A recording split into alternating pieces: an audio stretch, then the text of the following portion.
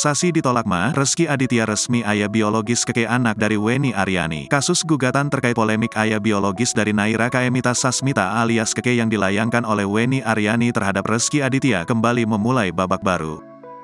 Setelah melewati perjalanan panjang demi mendapat pengakuan Rezky Aditya sebagai ayah biologis dari Keke, Wenny Aryani akhirnya bisa bernapas dengan lega. Pasalnya, Mahkamah Agung telah menolak kasasi yang diajukan aktor Rezky Aditya.